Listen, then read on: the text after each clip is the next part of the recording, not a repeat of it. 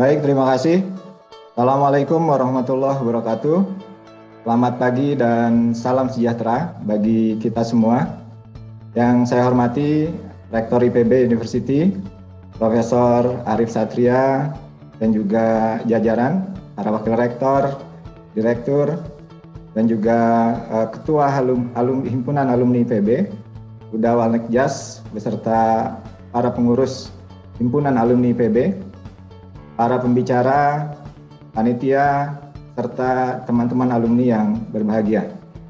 Alhamdulillah, kita bersyukur pada Allah SWT dengan nikmat sehat yang diberikan kepada kita bisa bersilaturahmi dalam kesempatan yang sangat baik ini.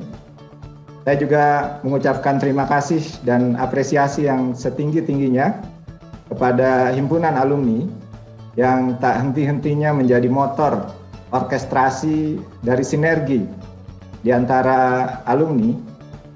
Hal ini juga inline dengan IPB University di bawah kepemimpinan Mas Rektor tak henti-hentinya menorehkan prestasi.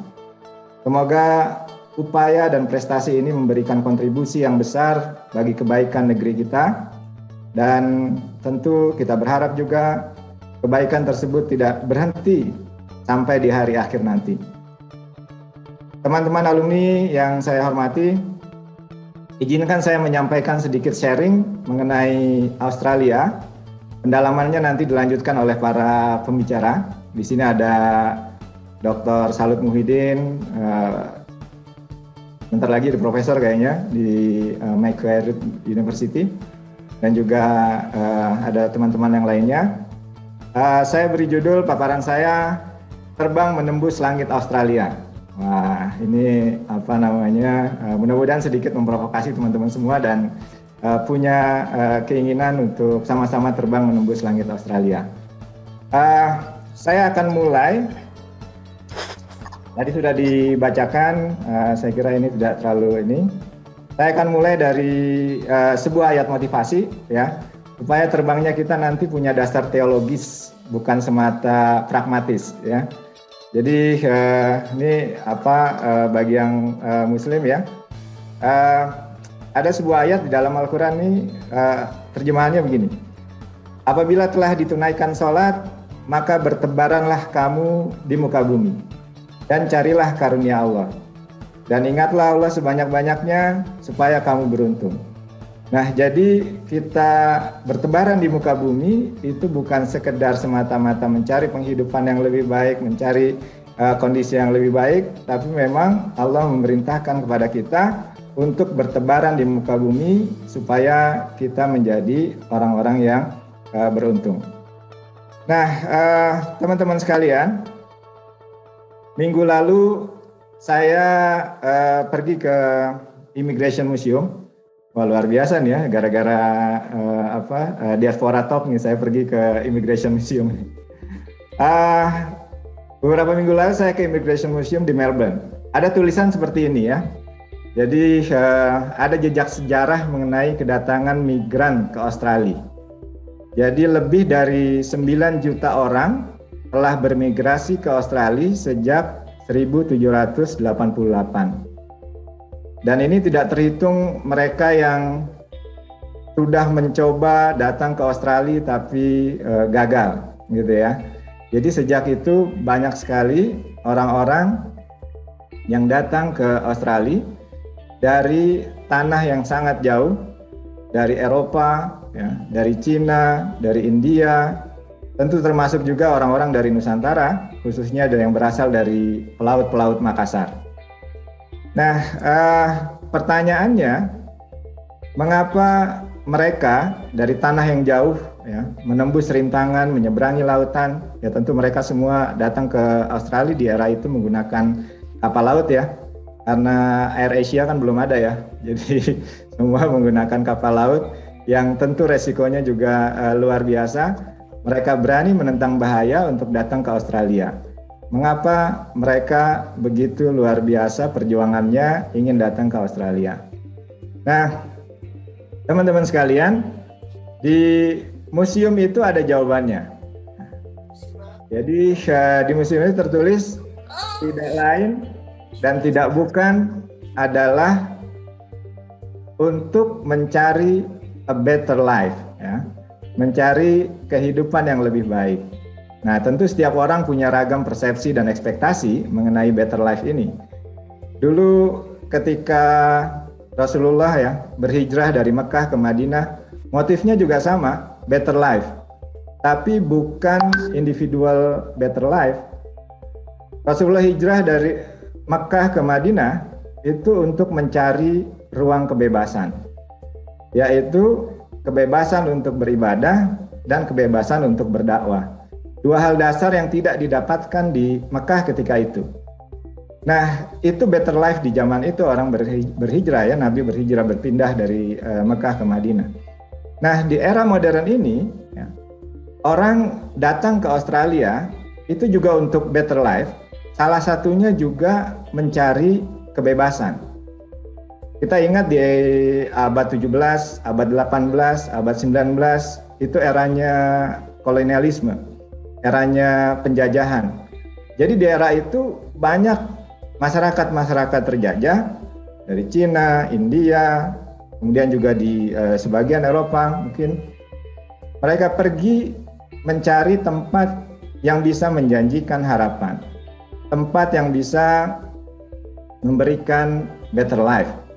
Nah, better life di sini didefinisikan sebagai mencari kebebasan, mencari kebebasan untuk berbicara, kebebasan untuk belajar termasuk, ya. Selain itu juga better life di masa itu ya juga dimaknai sebagai upaya untuk mencari sesuatu kehidupan yang lebih baik dari sisi pekerjaan dan penghidupan, yang lebih baik dari sisi kesejahteraan, dan juga mungkin lebih baik dari sisi cuaca, lingkungan alam, dan lain sebagainya.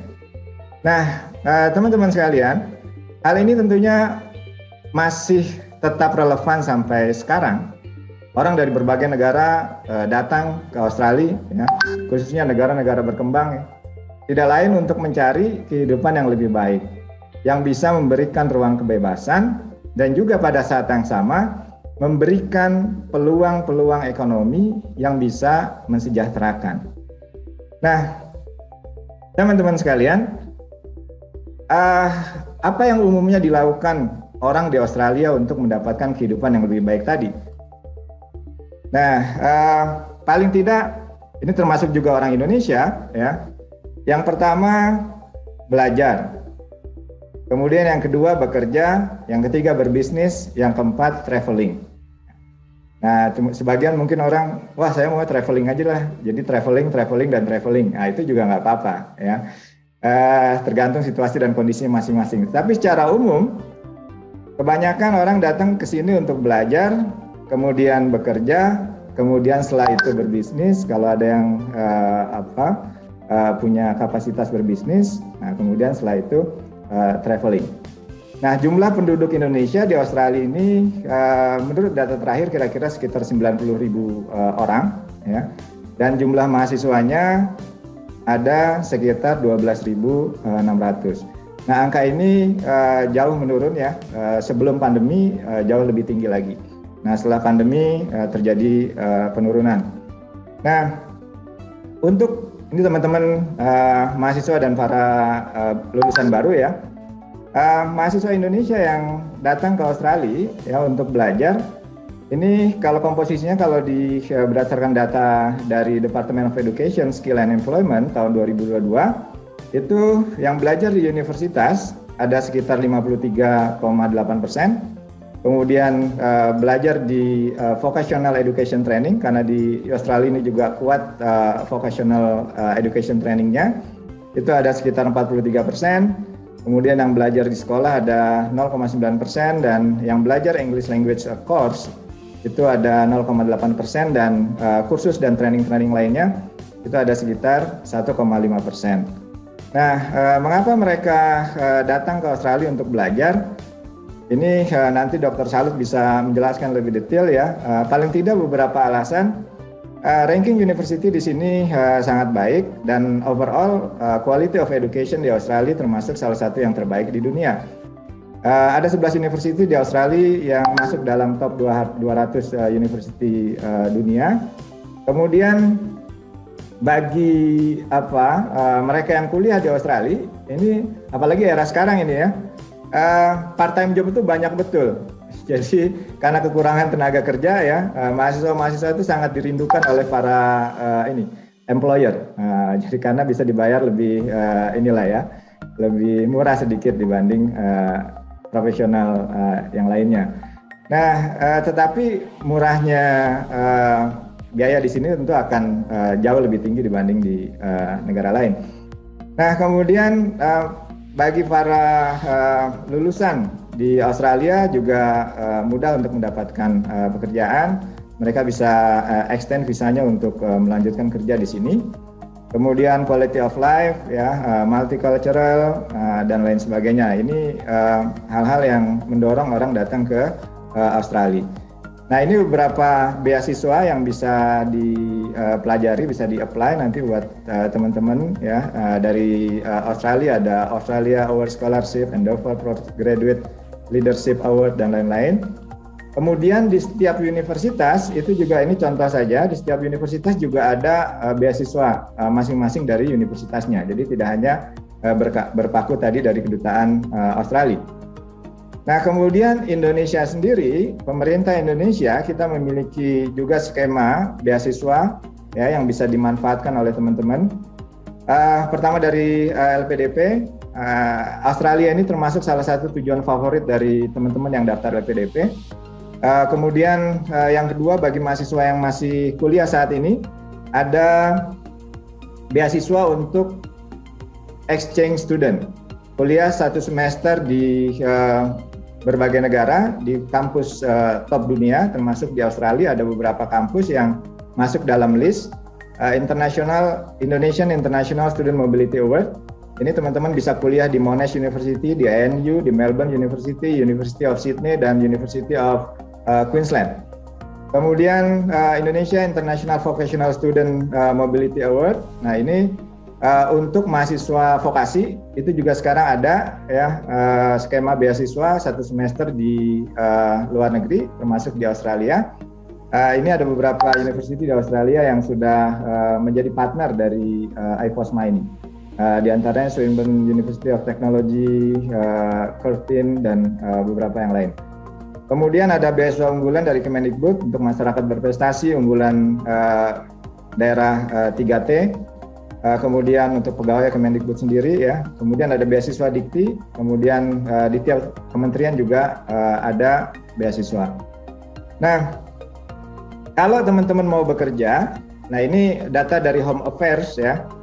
Itu apa aja pekerjaan orang-orang Indonesia di Australia. Nah, ini data dari Home Affairs ya. Itu ada mechanical engineering, technician, accountant, jadi chef ya. Kemudian bekerja di cafe dan restoran managers ya. Kemudian software and application programmers. Nah, termasuk juga ini seperti Prof. Salut ini jadi university lecturer and tutors ya. Jadi berdasarkan survei gaji itu ya minimum $10.000 per bulan lah ya untuk menjadi dosen di Australia. Nah, ini jadi sangat worth it lah. Kemudian yang lain-lainnya ini pekerjaan-pekerjaan orang Indonesia yang ada di Australia. Nah, bagaimana dengan pebisnis? Saya belum mendapatkan datanya ya. Ada berapa sih sebenarnya pebisnis di Australia, pebisnis Indonesia ya. Tapi terus terang ya untuk pengusaha termasuk yang rada kurang ya orang Indonesia. Nah, mudah-mudahan dari teman-teman alumni ini ada yang tertarik untuk menjadi pengusaha di Australia. Contoh misalnya kalau di Canberra itu kita sangat mudah mencari restoran Malaysia, restoran Thailand, restoran Jepang, restoran Cina. Nah, tetapi untuk mencari restoran Indonesia tidak terlalu mudah. Nah, jadi kalau kita mau makan rendang, makannya ke restoran Malaysia, yang tentu rendangnya berbeda banget dengan kita ya. Nah, jadi mudah-mudahan nih teman-teman alumni ada yang berminat juga untuk menjadi pengusaha di Australia. Nah, ini yang paling banyak tentu porsinya orang Indonesia datang ke Australia, yaitu sebagai visitors. Visitors bisa sebagai turis, bisa sebagai business visitors. Nah, ini memang sejak pandemi angkanya menurun drastis, bahkan dalam 2 tahun belakangan ini border ditutup, tidak ada yang datang untuk urusan traveling ya. Tapi setelah border dibuka ini akan banyak lagi orang Indonesia untuk traveling ke Australia, baik sebagai turis maupun bisnis visitors.